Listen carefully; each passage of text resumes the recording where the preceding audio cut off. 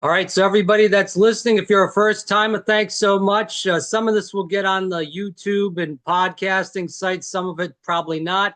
A lot of it will get on the radio, so we're grateful for that. We have a very special guest, returning guest, Dr. Robert Malone at RW Malone MD.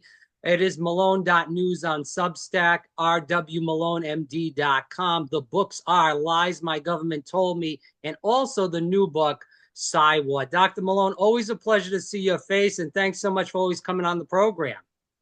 Thanks for having me on again, Rob. How you doing? I'm alive. I know you also are injured as well as I am. I'm getting through the days. I know the weather affects me differently than Yeah. it used to, but that's the way the cookie crumbles. Actually, before we even start the interview, I should ask you back. How you feeling, Doc? Good, but it's getting a little brisk here in this part of Virginia, and we're looking at some really ugly weather in DC.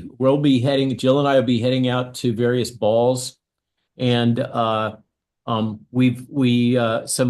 don't know if I should mention his name, a famous podcaster and his wife have extra tickets, and so we're able to get into the seating for the inauguration, which I don't know if that's a good thing or a bad thing because it's going to be bad cold.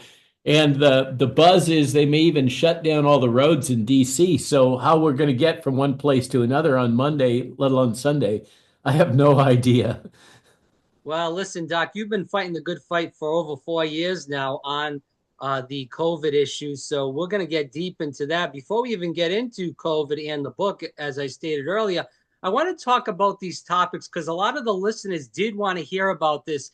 There right now is, and we're not hearing it that much in the news, but it is out there. There is a mass mandate in 8 states: Wisconsin, California, Illinois, Indiana, New Jersey, New York, and North Carolina, along with Massachusetts, due to the norovirus. What is the norovirus? Should people be Oh, concerned, or is this some other psyop that we're playing games with again? so they're citing Noro. Um, so Noro is primarily fomite transmitted, so fecal oral. I'm gonna use uh, accepted medical terminology, so forgive me. Um, uh, it is like hepatitis. It's a fecal oral transmission problem. Mhm. Norovirus is incredibly stable on solid surfaces. If a restaurant has an outbreak, and it's been with us for a long time, this is nothing new. Okay, um, it's insanely infectious, and if a restaurant has an outbreak in noro, they've basically got to shut it down for days and sterilize the whole place. These little tiny particles sit on all kinds of solid surfaces, doorknobs, cutting tables, every silverware. It's just wicked hard. And furthermore, what makes it even worse from a research perspective, I'm going to share some insider details that are a little horrid, but you can't culture it. You can't grow the damn thing. We haven't figured out how to do that. And so the consequence is the only way that you can do vaccine challenge trials, in other words, right? You follow what I'm saying? Yeah. Is you have to purify the stuff from, let's say, uh, waste products. Okay. And in order to do a clinical trial, you have to do that to GMP standards, good manufacturing practice standards. Okay. So Yeah. it's It's a an joke. enormous headache. They have facilities at Emory for doing these challenge trials, and they've done some. Of course, the challenge trials have to be done in an environment in which everything gets sterilized afterwards, also. So it's just a nasty piece of work, but it generally doesn't kill you. I suppose if you're at the two ends of the extreme, so young children in particular who have pre-existing conditions, elderly with pre-existing conditions that could, the risk there is dehydration. That's what gets you in this one because you Mhm. poop a lot, and you lose a lot of body water and potassium when you do that. And so you have to stay hydrated, and that may require intravascular intervention if you really let yourself get run down. So this is a nasty piece of work, and if you get it, it can really make your life hell, and that for everybody around you. But it's just a diarrheal disease. Okay, this is not going to kill you, but there's no antibiotics, there's no vaccine. There's no, I'm sure there must be an RNA vaccine somewhere that somebody's trying to build, but we're, and talking about mask protection. Well, I suppose if using masks can keep you from doing this with your hands, then that would be a good thing. And it might be partially effective that way. This is a tiny little virus. It's not a respiratory virus. So it's not going to be spread by somebody coughing. It's spread, as I mentioned, by fecal oral. The thing that you can do most, if you want to wear a mask, God bless you. But, some people, it's just like a comfort thing, a security blanket. But absolutely wash your hands. This is a virus where all of that crazy, decontaminant hand obsessions, obsessive compulsive behavior actually is adaptive. Well, now, Doc, they're bringing out this HMPV, which is coming out of China. Okay, so that one, yeah, so human metapneumovirus. So HPMV has been around for probably centuries. Certainly at least a century, based on serology. What is serology? They have banked serum samples going back in time, and they can go back and test those for the presence of antibodies against various viruses. The virus was only identified relatively recently because people with an upper respiratory tract infection, signs and symptoms, when they were sampled by PCR, it was found that the nucleic acid that was recovered was something different. It wasn't the cold virus. It wasn't SARS. It wasn't COVID. It wasn't coronavirus. It wasn't any of the known upper respiratory viruses. And so they sequenced this, put together the fragments they recovered from PCR, and they said, holy moly, we've got a new virus. But is it really new? Well, then they went back and looked at the old serum banks and they said, no, we just didn't know it was there. So this is another one of the critters. Viruses are at the edge of, are they living or are they dead or what are they? They're parasites. They're molecular parasites. And it's another one of those that fall into the category of common cold. Common cold is kind of a catch basket for things that, you could say coronavirus is a common cold. And now we might even say that SARS-CoV-2, as it currently exists, is a common cold, right? So common cold viruses, and human metapneumovirus has always been one of them. And it has got some overlap in terms of the risks, particularly with respiratory syncytial virus. There's no human metapneumovirus vaccine. I don't even know if anybody's got a metapneumovirus animal model. It hits the little tiny ones, the babies, a little bit later than RSV in terms of its general spectrum. And by the time you're 2 or 3, pretty much everybody's had it and they're all immune to it. But what matters there is the little babies, particularly the preemies, and children that have this extends up to 3 years. Children that have some pre-existing condition like cystic fibrosis, they're at risk for HPMV infection. But that has more to do with their underlying condition than it has to do with anything particular about HPMV. So this is another scare tactic, and it's a boogie, man. It's coming out of China. It's going to get you. And the People's Republic of China is like scratching their head, going, "I don't get it. We have these circulating in the fall and winter every year." But so this is more fear porn that's being circulated, or what I like to call it is psychological terrorism, psychological bioterrorism, which is covered in the Cyber book.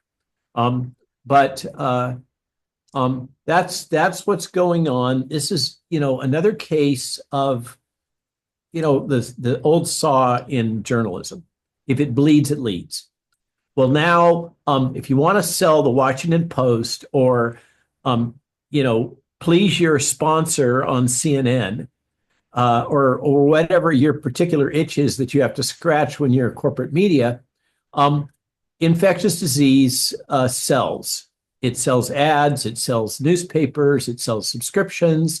And if you're a podcaster or a social media influencer, it sells clicks and likes. And so what's not to like if you're so inclined? If you're somebody who, I'm not going to name names, is in the business of selling kits for prevention of Yeah. whatever the heck, then it's great to talk about HPMV. Oh my God, it might infect you and you might die if you're 75 with the emphysema. You get it. So there's all kinds of perverse incentives for people in media, whether it's small or large, to I knew heighten fear. I was just going to interject and say I knew who you were talking about with the kits, but we'll keep the names out of it. I'm 35 years old, Doc, and I don't remember. And I'm a news junkie. I got into politics in college, did a political science major, was very brainwashed in the liberal hysteria from then throughout COVID. And then I kind of sought my way through it due to the injury. But just to kind of go backwards, throughout my life as a person that loved news, you'd hear about the flu and once in a while, maybe Ebola, coming down the line, maybe in the Obama years. But I don't remember throughout my life hearing about flu, bird flu, HPMV. Now, Nora. then it was COVID.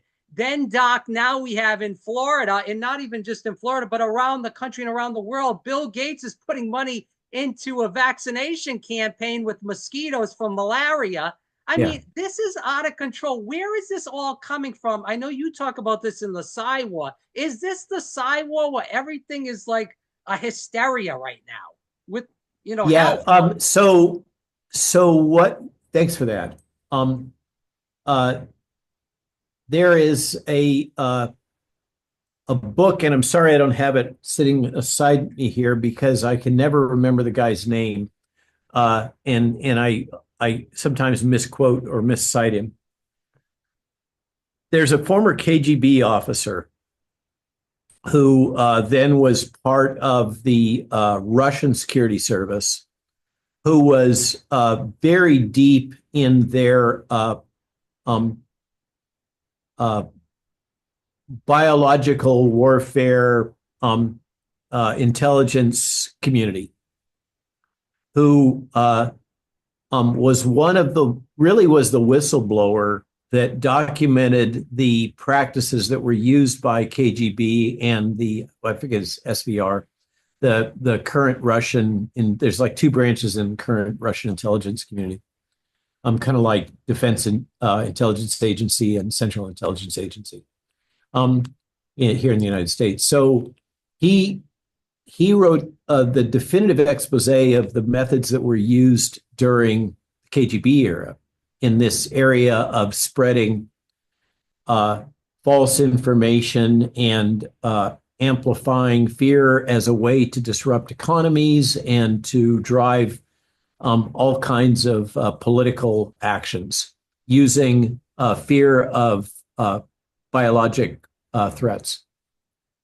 And he gave an interview in 2015 or 2017 before the COVID crisis. He left the intelligence community, his PhD, and hung up his shingle as a consultant in New Zealand.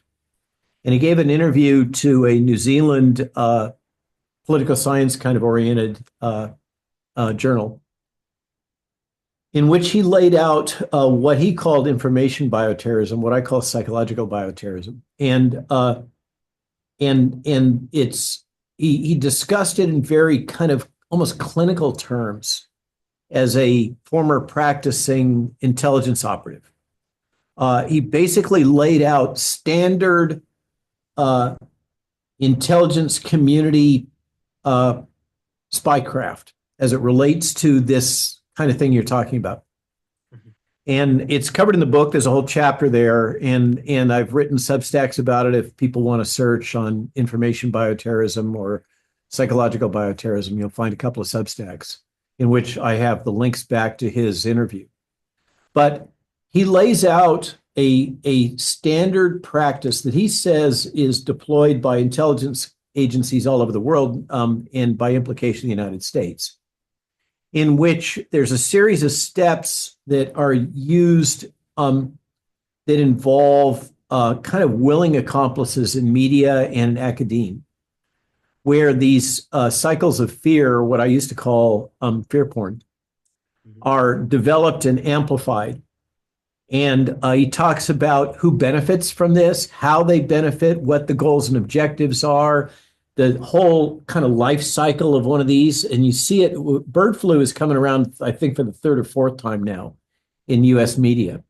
Not so much in European media, by the way. It's very much a US campaign. And I believe it's now this technology, this approach has been assimilated by pharma as part of their marketing. Because you'll recall propaganda and disinformation are kissing cousins to marketing. And I think that pharma has unabashedly just said, hey, this really works. This works like grease lightning. Generate fear, and then that can be translated into stock valuation and, the whole food chain from top to bottom, from the big boys like Pfizer all the way down to the little startups. And by the way, also NIAID benefit from these fear cycles. And the other people that really benefit from it are the academics that get grants and contracts for their infectious disease research.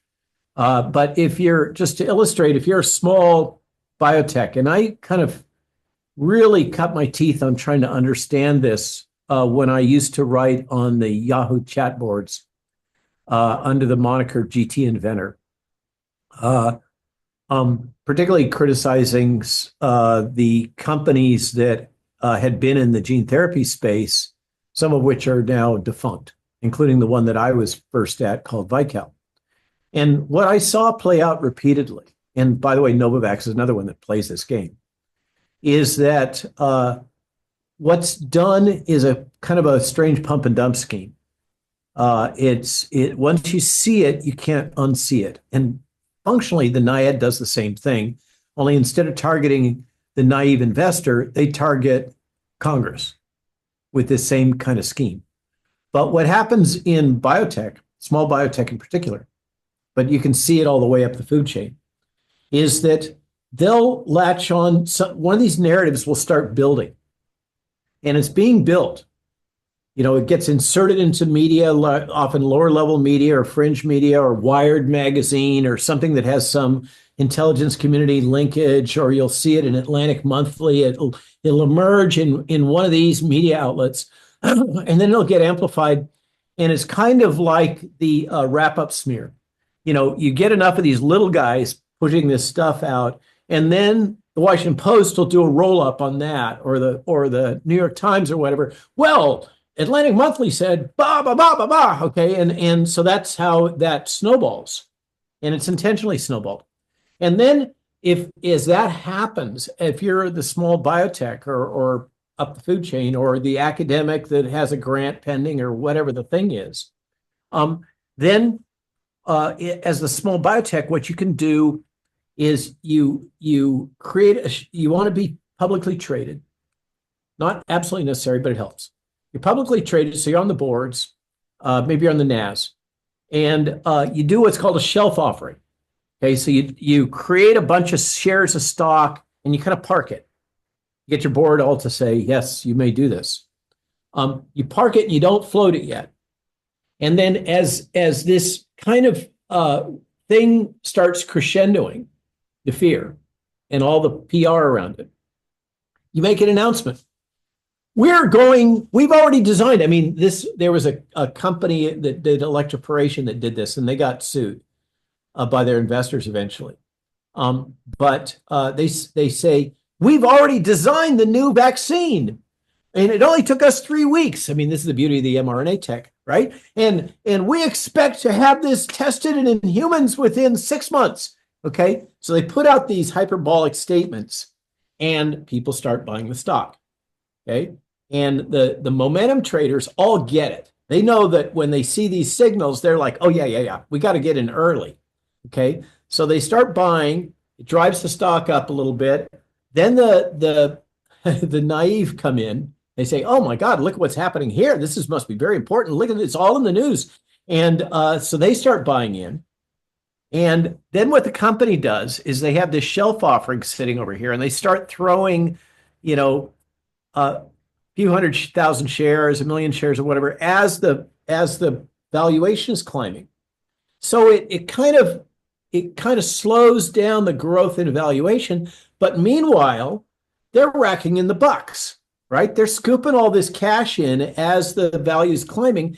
And then the situation resolves itself. I mean, is bird flu in the news anymore? Not so much.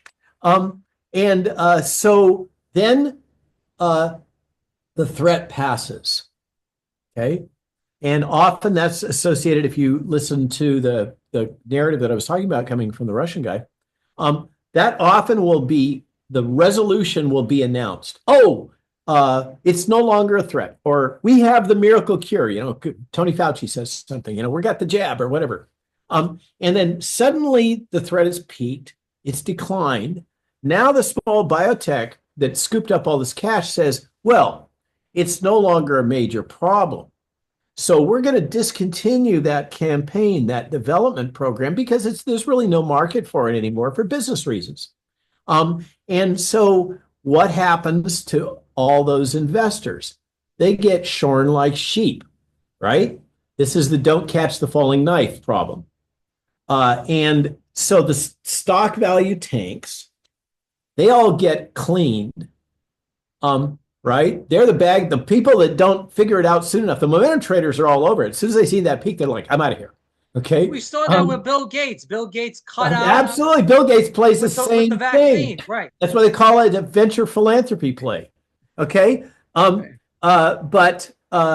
So the bag holders get cleaned, and the CEO and his elite buddies and the board, they got all this cash. So they continue paying themselves $500,000 a year for, sitting around scheming.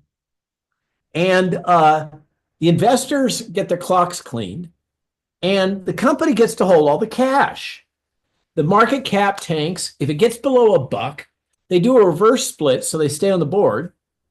Okay, then everybody really gets cleaned. And they sit there waiting for the next infectious disease crisis, and they make another announcement. And for some reason, the bloody naive investors just gobble it up again. And that's how things work. And what Fauci used to do all the time, you can go back and look on C-SPAN and find old Fauci testimony when there's one of these outbreaks, West Nile, Zika, whatever. And you can almost superimpose his testimony one right on the other, only change out the words for whatever the infectious disease pathogen is. And the storyline that he would tell the Congress, because remember, the congressmen are all getting pressure from their constituents saying, oh my God, look at what the New York Times is publishing. This is a great crisis. We've got to do something. Why aren't you doing anything in Congress? What's wrong with you? Okay, so they bring Fauci in, and Fauci says, well, this is very, very threatening and very important. And we have the capability, we have the technology. We can solve this problem within 2 years. We only need fill in the blank $1 billion. Okay. And so Congress says, oh, thank God Tony Fauci is on it. Let's give him fill in the blank $1 billion. Okay. And Tony Fauci takes that money and he spends it on all his buddies, and nothing ever comes out of it. Okay. But it's wash, rinse, and repeat again. And in terms of the Congress critters, they go back to their constituents and they could say, "Oh, what's your problem? We've done something about it. We gave it to the great Tony Fauci. We gave him all the money he wanted. And it'll all be resolved within 2 years." And then it drops out for the press and wash, rinse, and repeat. So what should we make out? Because I'm in Florida right now with this mosquito vaccine malaria thing with Bill Gates. And, he's in cahoots with the government. He's getting that government funding, as you just stated. Is this all about money, or should we be concerned? Because how many times do you get bit by a mosquito before you get vaccinated? If you get 50 bites, is that 50 vaccinations? I mean, it's a little scary. It's a little Great sci-fi. point. It's totally uncontrolled dosing. Yeah. It's the whole thing is just knucking futs. It's crazy, and it flies in the face of established regulatory norms, globally established regulatory norms. It totally destroys any concept of informed consent. It's obscene, but it's Bill Gates. Money talks in this environment, and somebody has got to put a leash on that guy. He's trying to block the sun. I mean, there's a lot of nefarious things that this guy is trying to do. And remember, he doesn't even have an undergraduate education. This guy is, at a minimum, he's a sociopath. He's the son of a eugenicist. I mean, this is not benign. And a lot of people have been calling him out. They were afraid at first about his outsized role in public health. But remember, this pivot all happened after Microsoft Explorer got whacked by the government. And he embarrassed himself so badly. He got a pie in the face. People hated this guy. Well, they still hate him.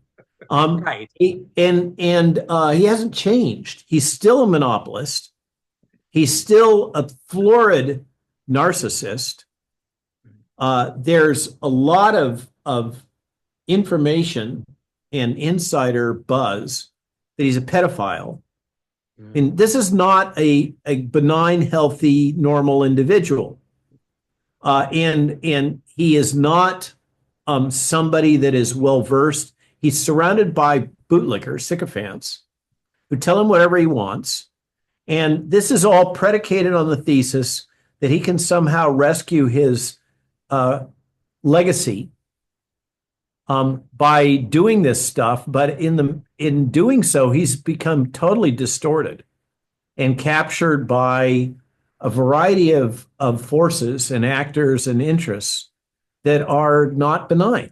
And he should have no role in world health, in my opinion. Yeah.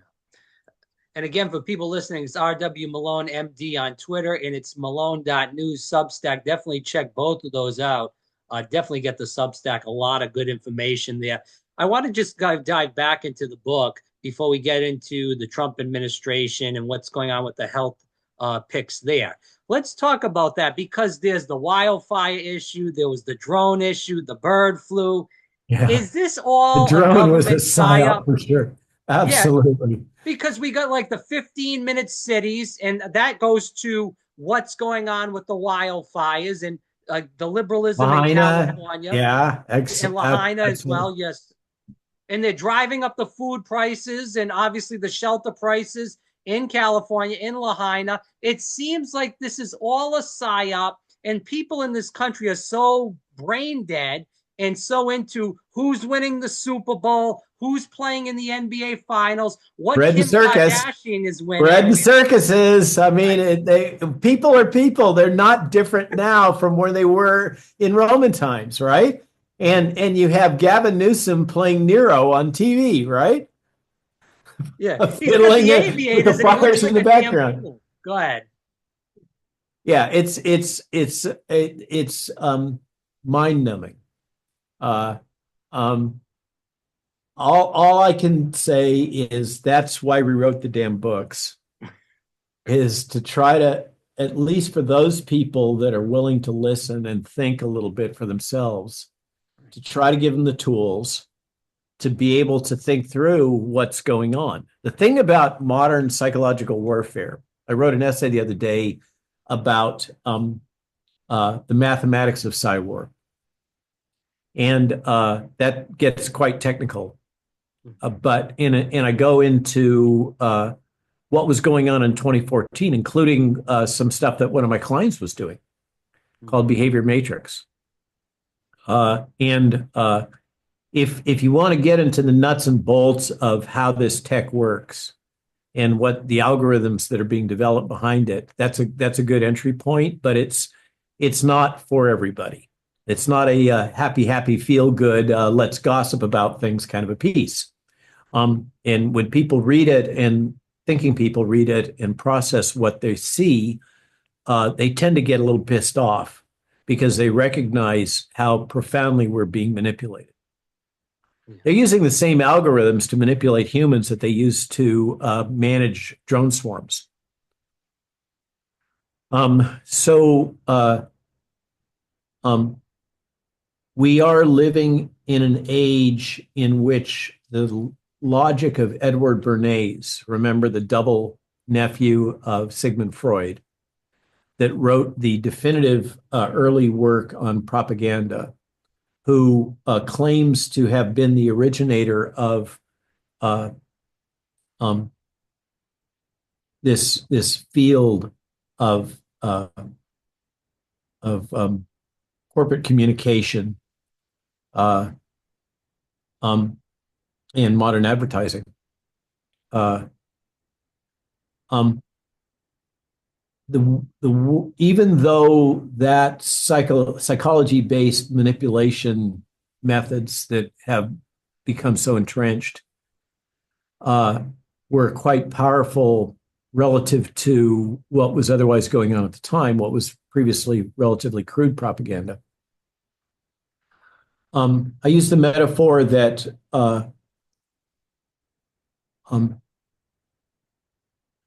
Bernays' propaganda is to modern cyber like a Vietnam era helicopter is to a armed drone swarm. Yeah, they have similar objectives. The tech is amazingly more powerful now. And we've seen it. We've been able to kind of peek underneath the skirts with the various hearings that have come out and the disclosures from the Twitter files, the Facebook files. Now Zuckerberg is back on his heels. Oh, I'm so, yeah, right. Well, that's because he doesn't want to get investigated by the Trump administration. That's precisely. What that's all about. I mean, come on, man. It's so transparent. Yeah, he got caught with his hands in the cookie jar big time. And so, as did a lot of people. And I suspect more is going to come out. But we have this CISA whole new branch of ugly, dirty trick government crap going on within Homeland Security. It's thick and deep and amazingly sophisticated. And they have found all kinds of sneaky, nefarious ways to tie in the World Economic Forum, the United Nations, the GARM Agreement, the World Federation of Advertisers. The whole reason why I like to use the metaphor. Come on, conservatives buy Mercedes Benzes too. Okay. But you will not see an advertisement for Mercedes Benz or any other German automaker on any major conservative media. Okay. Because they're all prohibited from doing it because they all buy into this idea that we're all raving Nazis, right? Far right. Michael Jordan said the same thing with Nikes. And he said, they asked him, why doesn't he go for Democratic politicians? Because he said conservatives buy Nikes as well. He doesn't want to get in the middle of that. That's the same, bad for business. What you said. Yeah. Yeah. It's bad for business. Why do they do it? They do it because the whole woke policies, and particularly they do it because of these huge mega funds that are now transnational. BlackRock, State Street, Vanguard, Bank of America, that whole nefarious network, they all inter-own each other, and is a major focus of the Cyber book also. That's the subtext enforcing the New World Order. These guys and gals that are running these transnational funds, many of whom are in bed with the CCP, because, hey, profit is profit, right? Biggest market in the world. Why wouldn't you be there? And if you're going to be there, you gotta play. As Molly Ivins said, you gotta dance with them. What brought you, right? And that's just the way of the world. Today's Substack essay that's going to come out shortly is focusing on the corruption at the World Health Organization and their own propaganda that they're pushing out around the proximal origin of the SARS-CoV-2 virus. And they're basically, they're all in on doing whatever the CCP wants them to do. And what the CCP doesn't want them to do is to investigate the role of the Wuhan Institute of Virology. Okay, and the probability, just like those academics that published that paper in 2020 about the proximal origin of SARS-CoV-2, they were all bought off and corrupted. And to put out, this is real disinformation. Okay, the definition of disinformation, according to Homeland Security and Mayorkas, is false information propagated for political purposes. That's what this is. This is not just propaganda. It is disinformation. It is falsehoods. And the committee, the select subcommittee on the coronavirus pandemic has documented this. The Committee on the Weaponization of Government has documented this. We have a real problem with the government, including the CDC, intentionally promoting false information and pushing it into media channels. And that is cyber. That is the tech they're using the tech that our militaries, the NATO militaries, particularly UK and US, and intelligence community, have developed as a weapon of war for information management against offshore hostiles, whether they be state or non-state actors.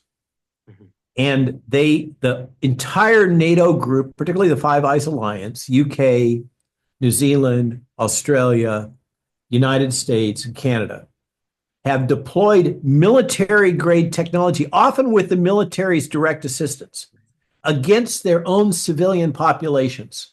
Okay, that is cyber. That is cyber deployed against their own citizens.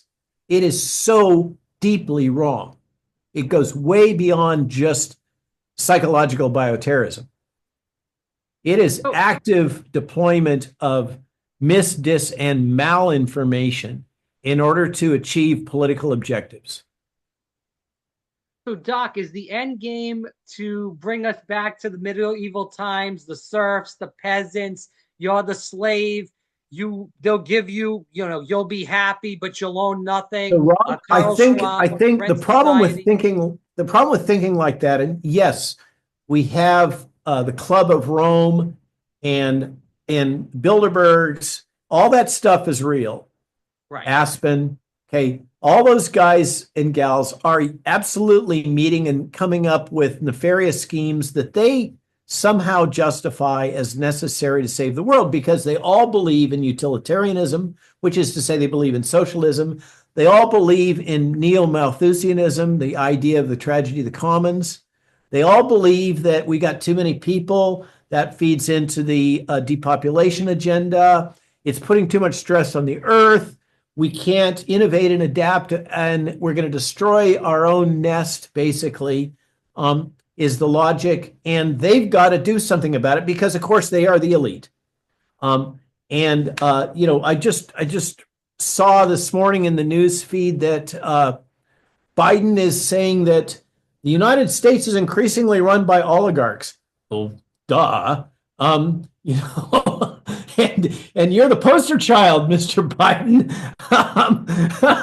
Talk about the pot calling the kettle black. it just goes on and on and on. And like you said appropriately, meanwhile, they feed us bread and circus to try to numb the minds and use all of these strategies. But um, the boosters aren't being used. CNN is tanking. Okay. Corporate media as a business model is failing. Okay. Those are all the stick pins that shows we're winning. Now it's Yeah, not but time to wouldn't they just celebrate yet. yeah, but Doc, wouldn't they just recalibrate and pay a real big podcaster to do their own bidding? No, no, no, that couldn't possibly happen. That's, I'm just saying, it's just going to retool the Oh, toolbox they don't even here. have to do that. Conservative podcasters are so desperate for money that Yeah. all they got to do is be sponsored by some little fly-by-night operation that is selling supplements, not naming any names. Right. Okay, you get my point. I mean, you look at some of our colleagues, again, not naming names. They are so desperate for crumbs that they will jump through hoops of fire for $5,000 a month. I mean, they're a bargain. Yeah, it's sad. And I know what a lot of those doctors came on and said about you, Dr. Ruby, and we don't have to get into all that song and dance, but Even calling her a doctor is an obscenity. Um, sorry. But yeah, it was disgraceful what happened with that and all the it's nonsense. it was a But learning experience. I yeah, wouldn't, yeah, I knew something. The truth is, I knew something about Cywar and social media going back to the teens, starting about 2012, because of one of my clients. I sure. didn't even think about that tech as Cywar, even though I knew that a lot of it was classified and was being done with the intelligence community. But fast forward and after being in the receiving end of this stuff for 4+ years now, I have a little more clarity of mind about how this ecosystem works. And the reason for the books, particularly the last one, the Cywar book, is to basically share. Look, this is what I found. I'm sure there's a lot more. And I'm constantly finding new stuff. But if you just follow along with the bouncing ball on my journey Mhm. and the stuff that we've written about and discovered, and most of this stuff originally came out on Substack, and then we brought it together and refreshed it to form the book and restructured it. But in some of its, speeches that I've given internationally, et cetera, that's the closing chapter. It's a speech I give in Geneva to a big rally. But if you read through it, or even if you just pick some chapters, what I think it'll open your eyes to what's going on if you're somebody who has an open mind. And remember that about 30, historically, I mean, this goes back centuries. This goes back to the time of Plato and the allegory of the cave. It's been observed again and again and again that 20 to 30% of the general population is readily hypnotized. They're easily convinced by this kind of propaganda. 20 to 30% is highly resistant. There are people that cannot be hypnotized to save your life. It just doesn't happen. There are other people, you can hypnotize them and they will try to kill somebody. And that's been shown. Pushing people off of buildings and not realizing that the person they're pushing off the building, there's actually like a mattress right below there. And they thought they'd killed him, but in fact, he'd just fallen over the edge and onto the mattress. But this has been done. Some people can be convinced to do all kinds of horrible stuff. You remember the old, what was it, Milgram experiment with supposedly turning up the electrical shocks until the students or whatever in the other room were howling, then they were being told they were going to, all because of a white coat, an authority figure coming in and telling you had to do this. People will do ugly stuff. So there's these two extremes, 20 to 30% on both arms. And then in the middle, there's the kind of the persuadable middle. That's where that term comes from. And they kind of go whichever way the dominant wind seems to blow. Mhm. So right now, it's kind of looking like the wind is blowing from the center right. And so that persuadable middle now is in play. Before that, under the Biden administration, Biden Harris and Obama, and that whole matrix, right? It was a lot of this stuff that got deployed on us really traces its roots back to Obama. And Listen, he I was was the big, very Doc, I was very much in the liberal hysteria, believed in all the climate change stuff, believed Obama was Jesus Christ superstar. And the only reason why I came out of it was because of the injury. If the injury yeah, didn't happen, I would still be voting straight line Democrat down the line. And yeah, again, well, I'm not trying to say that every Republican is Jesus Christ either. Some of them oh, are absolutely different, not. Yeah, but go ahead. absolutely not. Yeah, no, I think the future has to be for those, if you want to navigate this new information, Yeah. bizarre, surrealistic information landscape, where anytime you interact with any information stream, you are being manipulated. Any stream, this podcast, um, any source of information has got angles. And the only way that you can navigate this is number one, listen to your soul, listen to your heart. It tells you what's true and real and what's bullshit. It tells it to you. You may be a small voice, it may be a loud voice, but it's there. If you've been awake and listening and paying attention, it's there. It will tell you. The other thing you can do, so have faith in your own soul, listen to it, but also triangulate reality. Get information if you're gonna play in this space as opposed to just, I'm gonna be a construction worker and pound nails or whatever your particular thing is, or a coder, and I'm just gonna disregard, and go home and play Dungeons and Dragons, or video games. If you're gonna engage in the world, get multiple sources of information. Don't just listen to conservative media. Don't Right. just listen to progressive media. Certainly don't just listen to CNN. The essay we're putting out today is very critical of the Wall Street Journal. Um, you know, be your own person. Think for yourself. That is the way forward. And then what we become is a decentralized world of independent thinkers, and it becomes a lot harder for them to push their narratives. I want to go into these last questions on the book. I've been listening to a lot of podcasts about health, obviously, because I, went through the Yeah. injury and I'm learning a lot of stuff about myself and health in general. I've been hearing a lot, Doc, about the blue light. It's in the TV, it's in the phone, the EMFs coming out of the phone, the TV, also coming out of pretty much everything from a microwave and beyond, and how it affects your mood, makes you like a drone. Obviously, we've talked about throughout this podcast the algorithms throughout these devices that we use daily and hours upon hours on, throughout the day. Is Yeah. the blue light fifth generation warfare? Because I'm hearing a lot of that along with the EMFs are fifth generation warfare. So, in my opinion, and I'm not an expert in the effects of various wavelengths on both health and Okay.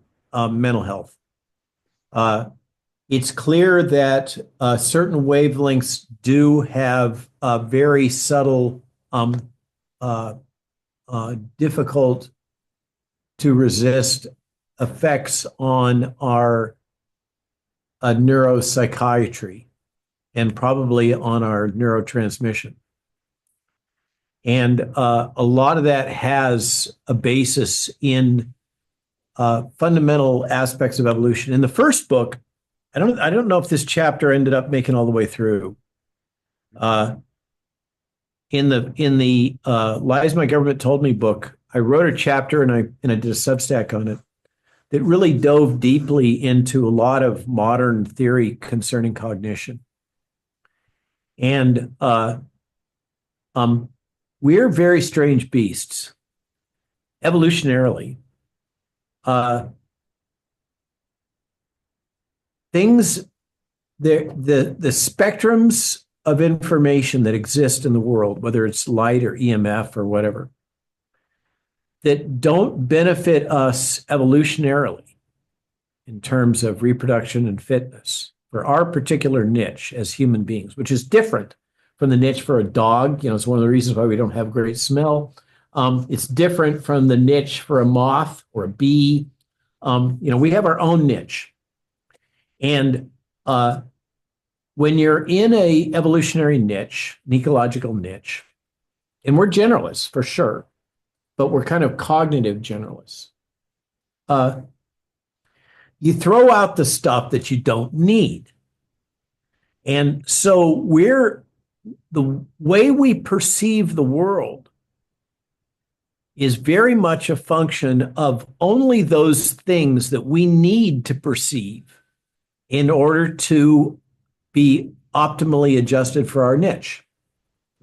So if you take that and think about it for a minute, you realize that there is a huge range of optical and auditory and other sensory information that we disregard. We don't even have the receptors for it. Okay. And the way that we cognitively process all that is if we can't perceive it, we define that as non-existent. This is at the root of a lot of the thinking around the unidentified aerial phenomena world. Is that there may be, there's growing acceptance of the idea that there may be other harmonics that phase in and out, that may be why some people can see some things, other people can't see those things. And one of the fundamentals in this is that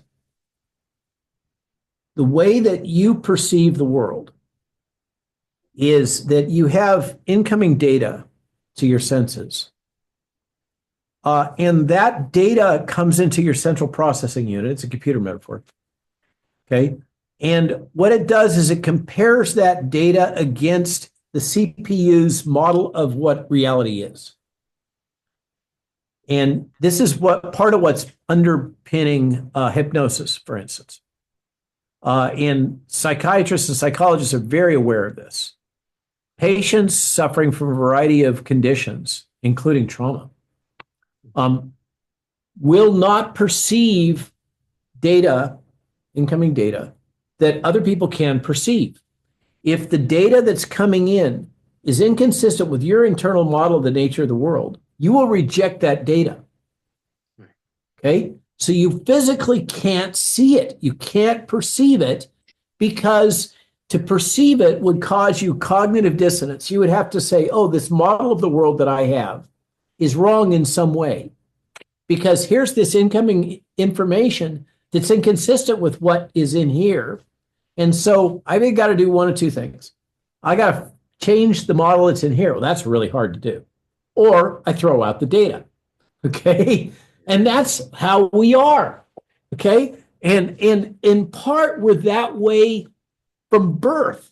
It's coded in our genetics. Okay. And once you kind of come to terms with that philosophically, then you either say, oh, well, that's just a bunch of eggheads. Who cares? Or, I got to go hammer nails.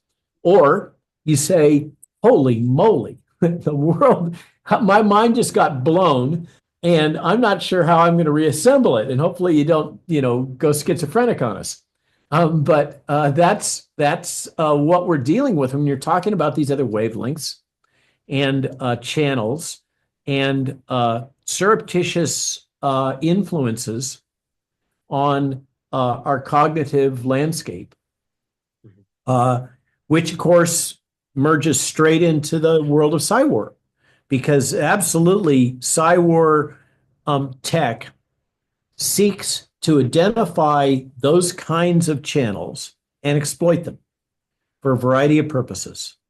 So is it the way I deal with what you're talking about is that I acknowledge that there is a realm of possibilities that far exceeds my own internal model of the nature of the world. And what I try to do imperfectly is to always keep that little voice in the back of my mind that says, yeah, but, uh, right?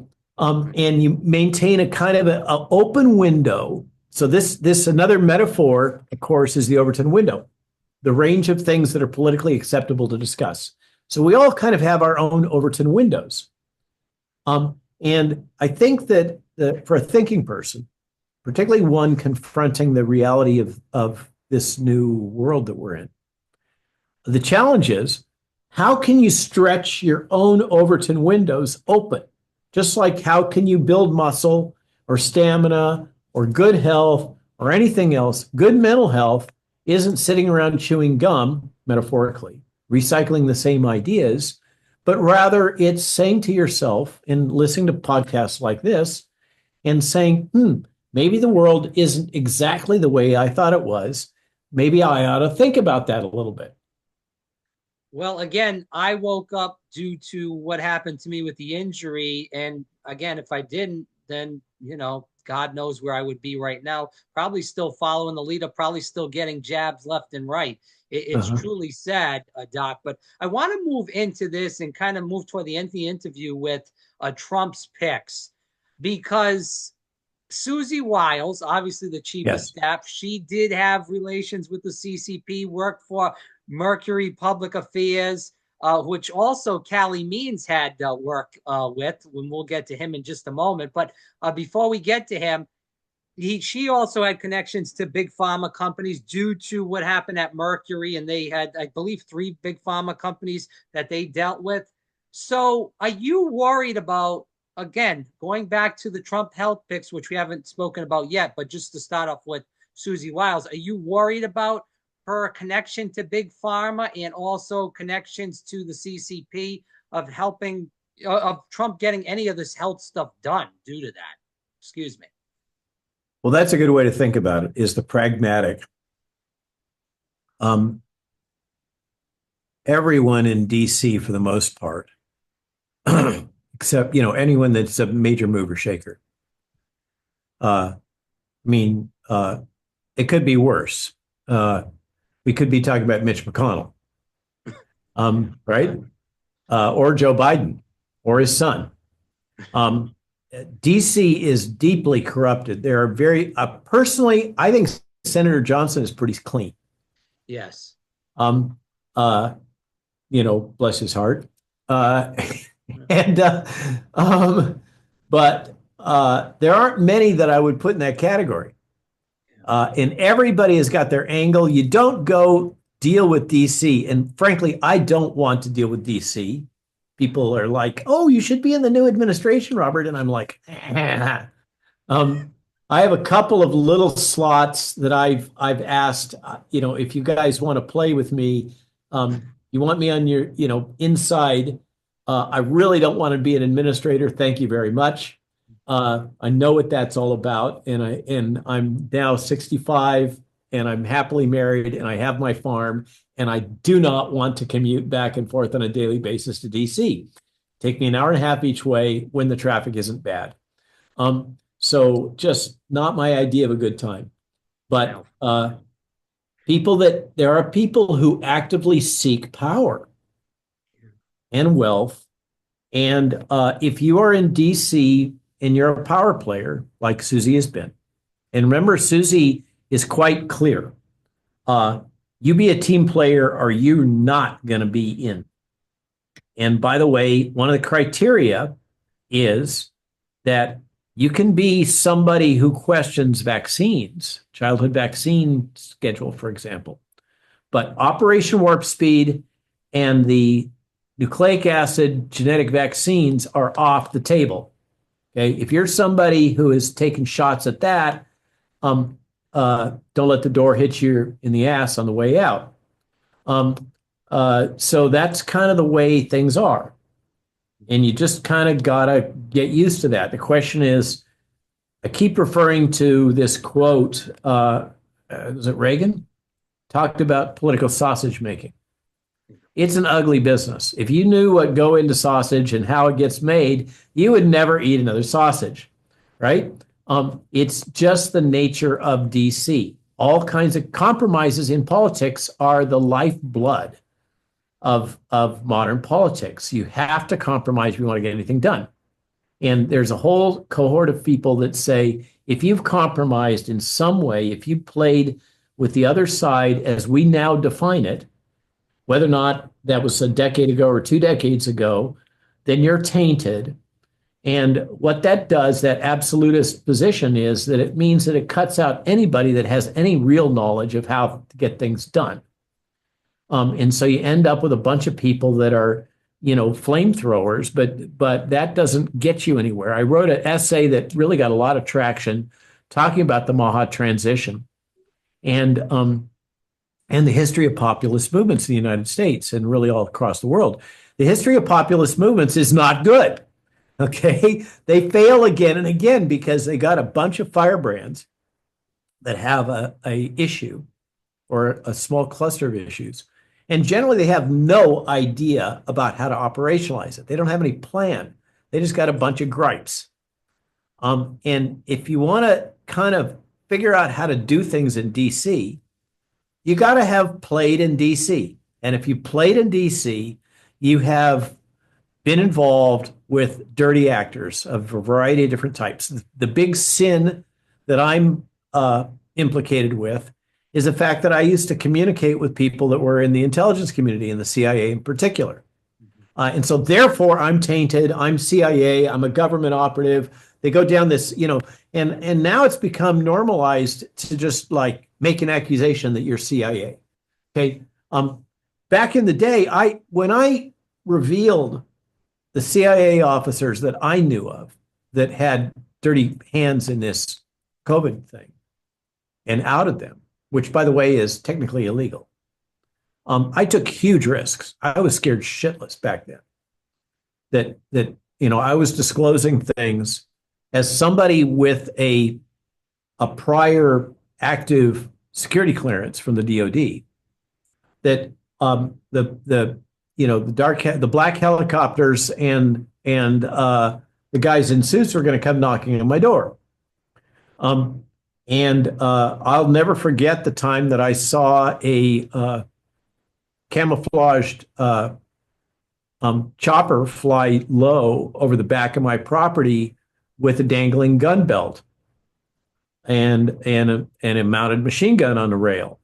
Now, probably it was, probably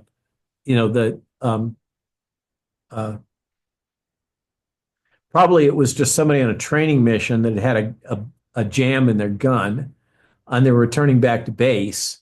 But you can't unsee those things when they happen. Callie, Susie, Callie absolutely was a pharma lobbyist. And he has I personally, I've talked to him. Okay. He's getting there's these folks that have been, again, let's not name names, but I was just writing to a colleague about one of them this morning that's from the upper Northeast. This person absolutely hates Trump. And has kind of marginalized, that person has marginalized themselves. And so now the people that they get to come on their program are people that are marginalized also, like me. No, I used to broadcast on that program, but I won't now. I don't want anything to do with this. And so that to give you an example, Stu Peters. Remember Stu Peters, our good buddy? Yes. Okay.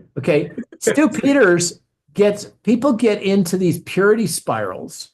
Yeah. Where it forces them into more and more and more crazy land. It's just the same as the media with if it bleeds, it leads. It's the same ecosystem, or virtue signaling on the left, right?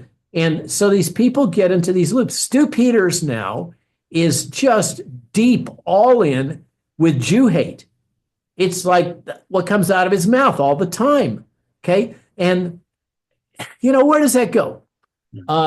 And so these people that find themselves, they love the attention, they get a business model, um, they find themselves needing to stoke rage and outrage in order to get clicks, likes, and follows, and to maintain their business. Yeah. And it can drive them into more and more fringe theory. I think though, Doc, where people are worried about Callie and Casey Means is that they just went on Tucker Carlson out of nowhere. No one had heard of them That is a before. false narrative. Okay, fair They enough, were on Doc. Tucker 4 times. Okay. Okay, They were because on I keep Tucker hearing that four. narrative. Yeah, I talked to Kelly about this. Okay, and Okay. I wrote an essay about it. Okay, Okay. and it finally, that last one after the book came out, really broke through, Sure. and it was Right. like at the beginning of the year, and then Rogan followed. Right. Okay, and then in the book. And the whole logic of Make America Healthy Again just exploded on the scene. But you did not hear Maha come out of No. Bobby's lips until like the last 6 months, right? Sure. Not to pick on Bobby, but there was a little tiny bit of opportunism there. Um, Yeah. and it worked, Sure. and Trump embraced it, and they went on tour with Tulsi, Yep. and it worked. Right. That's politics. Good for him. Bravo. Trump won. Better than the alternative. But this whole narrative that they came out of nowhere Okay. is the same narrative that was deployed against me. Robert, you came out of nowhere. You were not part of the quote medical freedom movement that we've all been grinding our noses over for the last decade and a half because most of us have had vaccine injured children, bless your heart. Yeah. It goes out to those people, okay? But they Sure. have there's a subset of them that are radicalized, and Yeah. they don't want to see both sides of an issue. They want to kill. It's like Bannon saying, "I'm Robespierre. I want to line them all up and shoot them." And they're kind of there. They have been radicalized. They're mad as hell, and they're not going to take it anymore. And my heart goes out to them. If I had a vaccine injured child, an autistic child, Yeah. and particularly these more severe headbanger type uh, Right. autism. I once knew a guy, a great horse trainer, Hmm. that had a male autistic child that was of that really more extreme, Spectrum. not the new, well, we're all on the spectrum, but the real Yeah, the headbang. real Okay. deal. Yeah. And when his testosterone kicked in, when he hit puberty, he was dangerous. He was dangerous to his parents. He was dangerous to anybody around him. He was a big kid, and I suspect he's been institutionalized because what are you going to do? Yeah. Uh, and so what a heartbreak. And uh, so I've met these people. They're not all like that. Uh, Sure. all kinds of mothers that just um, suffer daily, and yet still they love their children and do everything they can. And my heart goes out to them. But uh, so those people have been the backbone of Children's Health Defense and a lot of these other organizations. And um, and Mary at CHD has got an autistic child that's probably vaccine injured. There's a case that Bobby is vaccine injured. That's the voice. Yeah. Right. Perhaps from a flu vaccine. Okay, Right. a known side effect. Yeah. Um, so he doesn't talk about it, but it's there. And the whole, mercury in the jabs and all that, as Bobby said, when I was talking about mercury in fish, no one called me anti-fish. Remember that quote? Yes. Brilliant politically. Yeah. So then people who actually can get stuff done Yeah. come in and Right. because they understand the system and they're not just railing against the machine. And then they get attacked. Yeah. Well, how, but I'll never forget kindest thing Bobby ever said. If Robert Malone is controlled opposition, send me another 100. Right? Um, so the proof of the pudding is in the eating. The question is, are you doing good? Are you doing God's work? Are Yeah. you acting in with good intent? Or are you um, one of these nefarious disruptors that insert themselves again and again in different movements and then bugger it all up? Yeah. And those people are out there. I just had a call this morning from Del Bigtree about one of them. I'm not naming names beyond Del, Sure. and asked me for my opinion. And I said, this person has inserted themselves again and again and again in various uh, um, dissident communities and repeatedly disrupted those communities. Okay, so figure it out. Look at Doc as a person that's injured. You listen. I've talked to many doctors such as yourself. Everybody's got the supplement. We went through this earlier on in the conversation, or the magic pill. And I think somebody like me that just got into the medical freedom movement, you start hearing all these doctors talk about this, and you're like, who do you trust? And it makes you go down rabbit holes. And then you have these people that do podcasts, as you stated, that are just rabble rousers and trying to drum up attention. So you hear the stuff like Callie and Casey means, and they're drumming it up, and you're like, well, maybe that person's got a point. Now, my thing with Callie and Casey mean, I'm totally fine with that. I think we do need to look into the food. Bobby's talked about that as well Yeah. many times. I just worry that even with Bobby, I'm seeing this, and maybe you can push back against this.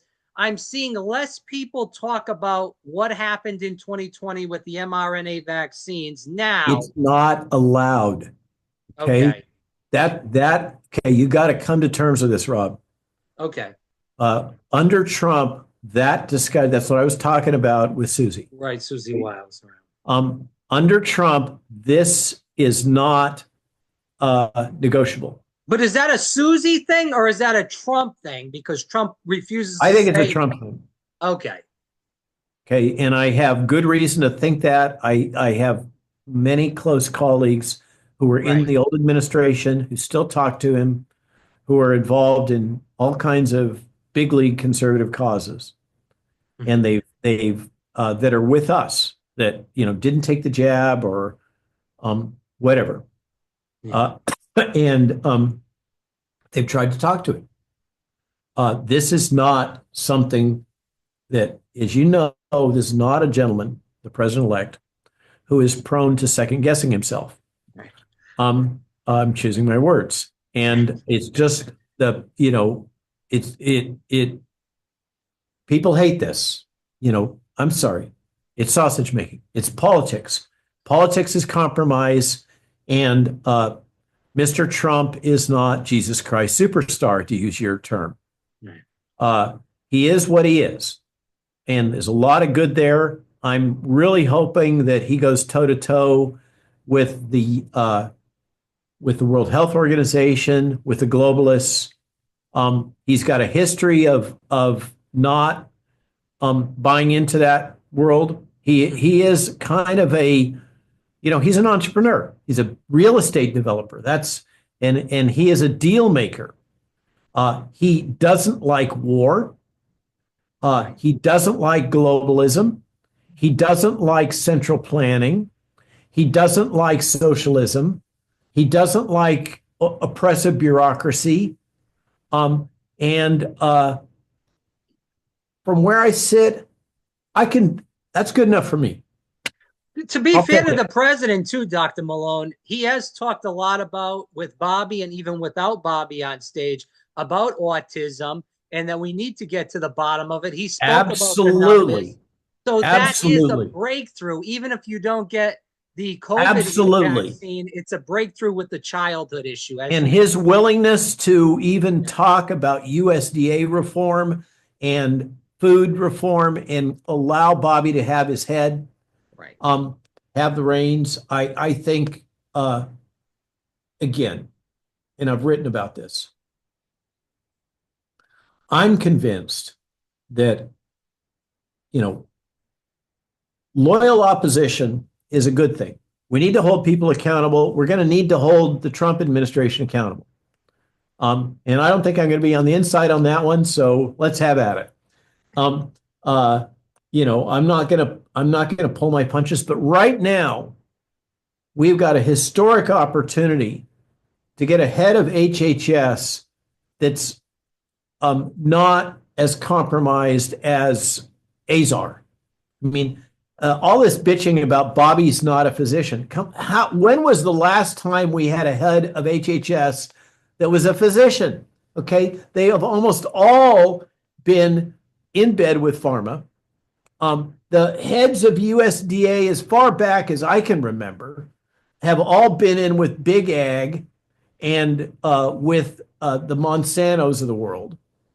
And um, so, life isn't perfect. Yeah. I just finished watching this Apple sponsored series, um, Manhunt, on the events around John Wilkes Booth assassination of the president, and Staunton, the Secretary of War, hunting him down personally, and all of the crap that happened with that, and the conspiracies, and Andrew Jackson, and all of that stuff. And what goes on down in DC now was going down back then, and it just, people are people, and DC is DC. It wasn't the imperial capital of the world back then, but it is now, and the stakes are even higher. And it's just the way things are.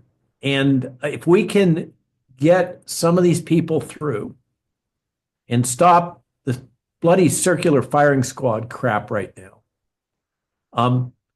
let's let them.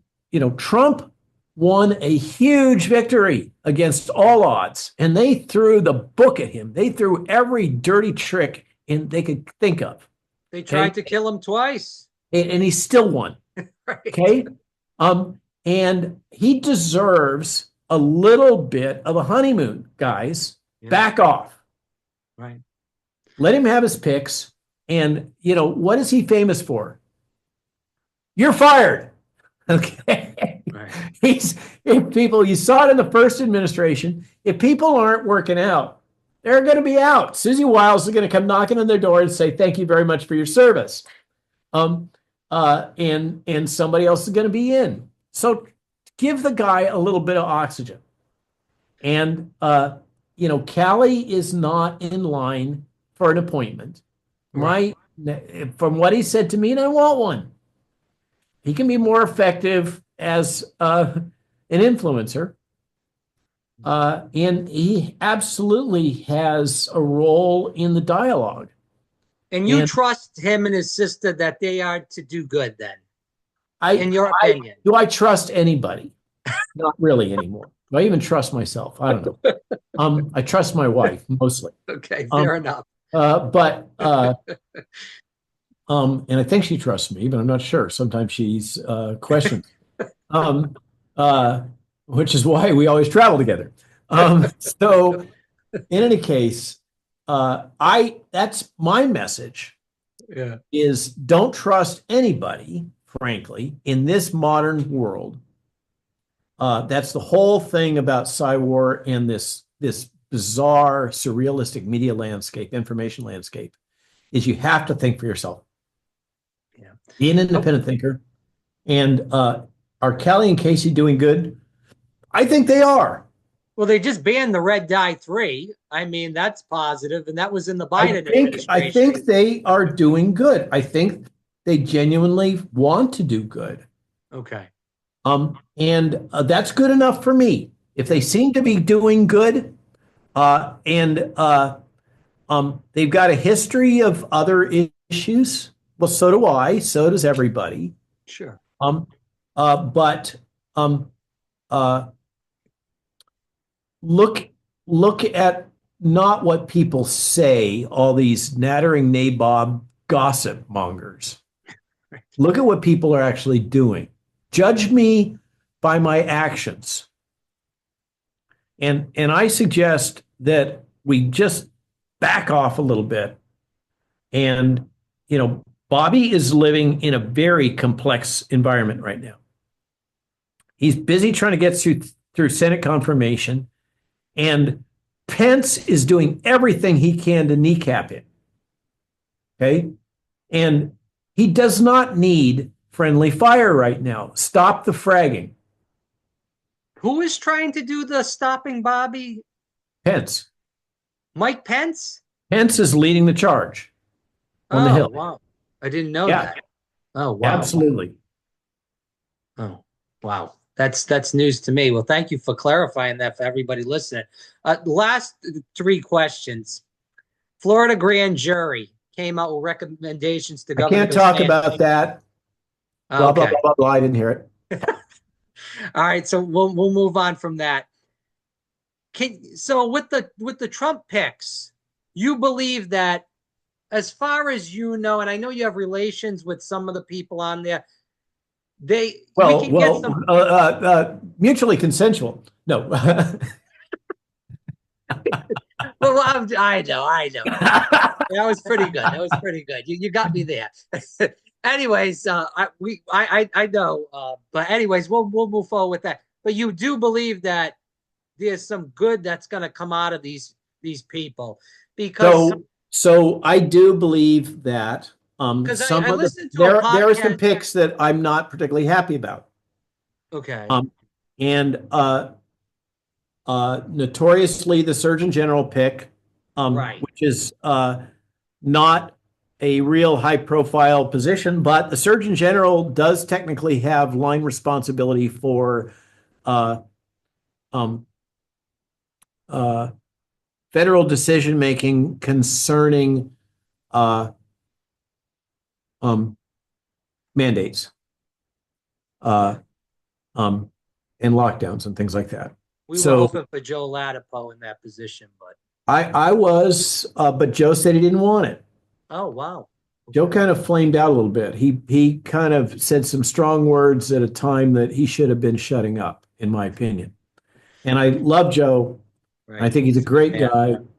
guy. But he it kind of came across as not ready for prime time. Mm. In just exactly the wrong moment. Uh, and that was why I was advocating that he be Surgeon General, is because I thought it would be a great opportunity for him to get his sea legs in DC and Mm. kind of learn the way of the world. But he shot himself in the foot. Uh, and So there it is. Um, there was apparently a quid pro quo involving a senator, which may have involved a decision having to do with endorsing Bobby. Uh, I speculate, but there was some sort of a quid pro quo, and the senator, the way I heard the story, has some indirect familial relationship with the nominee, and that's how the world turns. So Well, that one it was absolutely a product of advocacy from a senator. are you speaking about Mike Waltz? That's his sister-in-law, is Jeanette. Just don't want to go down this, but I've said enough. Okay, fair enough. But that is factual. That is out there. That Mike Waltz, the rep, who's the NSA guy, that is being pushed by President Trump, is Dr. Jeanette's sister-in-law. So, but anyways, we'll move on for that. Last question, So Doc. so there's Yeah. some appointments that some of us are not overjoyed with. Um, Jay Bhattacharya, I don't think had a clue what he was walking into. Yeah. And I can tell you a lot of the people in the Maha world, which is to say Bobby's world, Yeah. did not even know that the director of NIH has relatively little power. Each Mm. of the institute directors are relatively autonomous. They have line item budgets from Congress. And the director of NIH, the Jay Bhattacharya position, actually has a much smaller budget than the NIAID budget. Tony Fauci was much more powerful than Francis Collins was. Oh, wow. He's got a lot more money and a lot more power. He had a press office of like 40 people. Wow. Okay. Washington Post would have probably loved to have that press office. Okay. He had more people handling press by like a factor of 3 or 4 than he had handling Congress. Wow. Okay. Who took Tony Fauci's spot though now that he's retired? It's an insider, and I don't even remember his name. He's been very low key. Uh, um, Clearly has security clearance. Comes more out of the biodefense, biowarfare world. Oh More God. DIA aligned. Because that was the other half of Tony's portfolio that no one ever talked about after the anthrax attacks. In 2001. Well, '01, '02. Oh, two. Yeah, right. After 9/11. Right. Okay. Yeah. So, So, so Jay, Jay's, bless his heart, he's got a good soul. He's a great person, mhm. um, has integrity, did the right things, didn't object to really very strongly to the vax, still thinks the vax was good for the elderly. So he didn't check that absolutely no-go box with Trump. And um, he rose to the position of being a department chair in a relatively small department at Stanford, which is not a small thing. And he absolutely bucked the Stanford Internet Observatory and all that ugly that happened there, and he didn't go along with that. So bonus points for Jay. But you ever seen his podcast? Yeah, it's okay. Gently put. Okay. So management is not his strong suit. Yeah. And he has no experience in DC functionally and has never managed a major federal agency or anything close to it, or even dealt with them in a major way. So good luck to him. I think he's going to be in school for the next 6 months, and we'll see what happens. I was told that the FDA guy will not go into pharma. So I think that was a good play after he gets out of that position. But Yeah, he was Marty, a full professor at Hopkins. Hopkins is yeah, deep in the intelligence world. yeah, Remember, Hopkins sponsored Event 201, right. uh, and he's another academic. And by the way, the head of the FDA is not a position of great power, also. Oh, okay.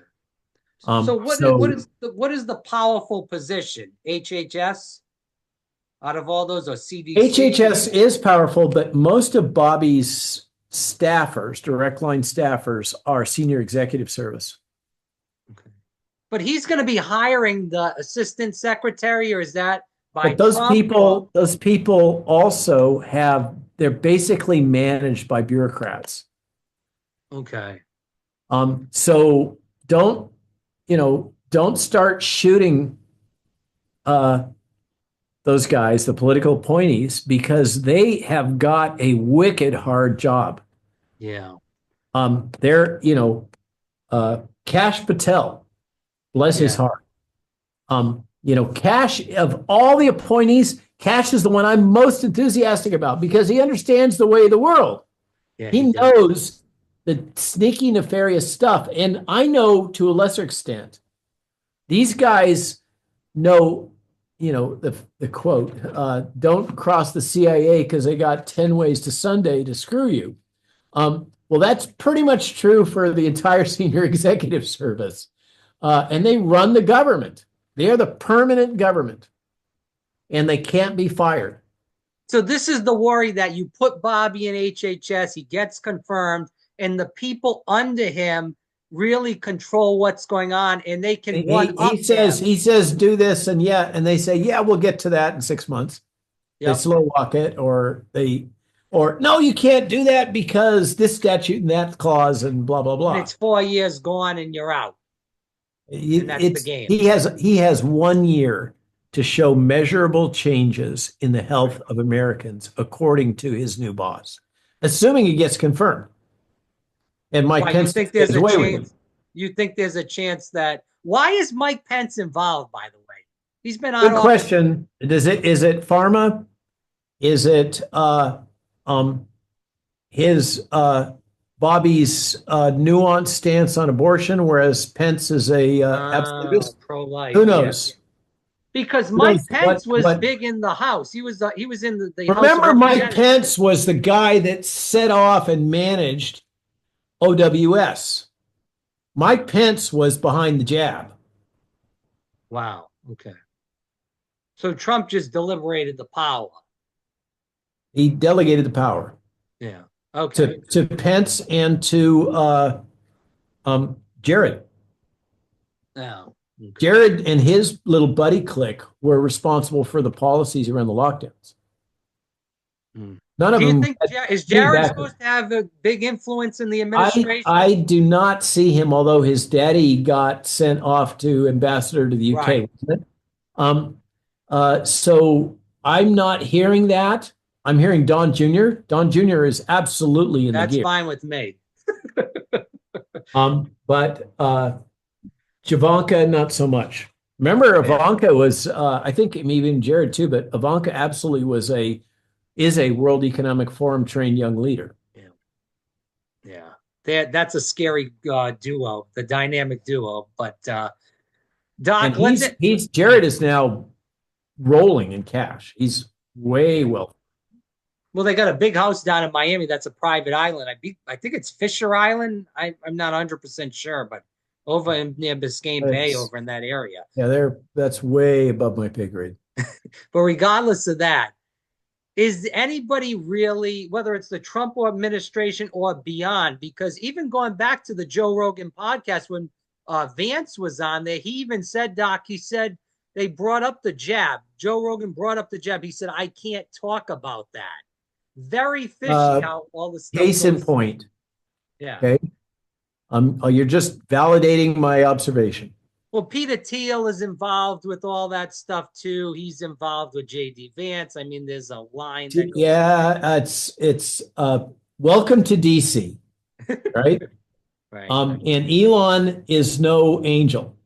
No. And I'm worried about that Neuralink Of course, because it's great for people that are paralyzed, but what about people that they end up controlling their mind? it Scary is a thing. dark transhuman future that we confront. And So, can yeah, anybody control the this biopharmaceutical complex, or is this just going to become a we're boogie? about to have a 4-year experiment to address that question. All right. All right, Doc. Well, I know we went over time. I appreciate you always coming on and speaking the truth. Dr. Robert Malone, RW Malone MD.